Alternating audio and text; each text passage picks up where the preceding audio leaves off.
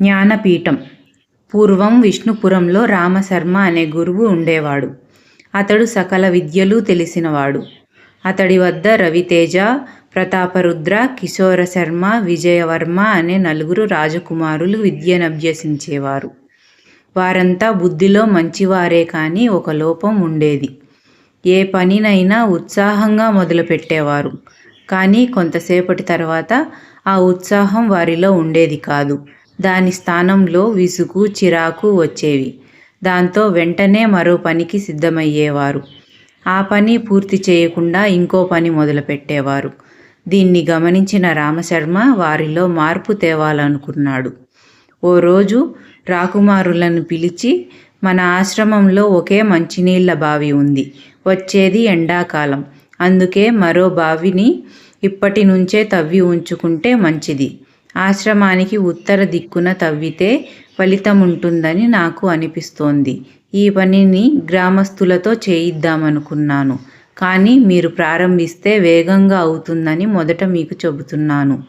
మీరు తవ్వుతూ ఉండండి, నేను గ్రామస్తులను తీసుకువస్తాను అని చెప్పి వెళ్ళిపోయాడు రామశర్మ. అతడి మాటలు పూర్తి కాకముందే 4 పలుగు, పారా పట్టుకొని పరుగు తీశారు. రవితేజ పలుగుతో తవ్వుతుంటే ప్రతాపరుద్ర పారతో మన్నును తట్టలోకి ఎత్తాడు. మిగతా 2 ఆ మట్టిని దూరంగా పోయసాగారు. కొంతసేపటి తర్వాత రామశర్మ అక్కడికి వచ్చాడు. గొయ్యి తవ్వుతున్న రాకుమారులను పిలిచి, ఇక్కడ తవ్వడం ఆపేసి అటువైపు తవ్వండి అని మరో ప్రదేశం చూపించాడు. గురువుగారు ఎందుకలా చెప్పారో వాళ్ళకి అర్థం కాలేదు. బహుశా అక్కడ నీళ్లు పడవేమో అనుకున్నారు. మారు మాట్లాడకుండా ఆయన చెప్పిన స్థలంలో పని మొదలుపెట్టారు. మరికొంతసేపటి తర్వాత రామశర్మ వాళ్లకు మరో ప్రాంతం చూపించాడు. దాంతో అక్కడ తవ్వకం ప్రారంభించారు. ఇంకొంత సమయం గడిచాక మరో స్థలాన్ని చూపించాడు.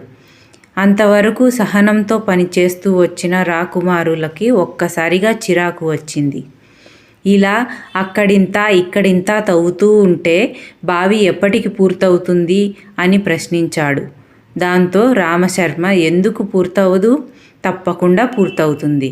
మీరు అదింత ఇదింత చదువుతూ మీ చదువును ఎలా పూర్తి చేస్తారో అలాగే ఈ బావి పూర్తవుతుంది అన్నాడు.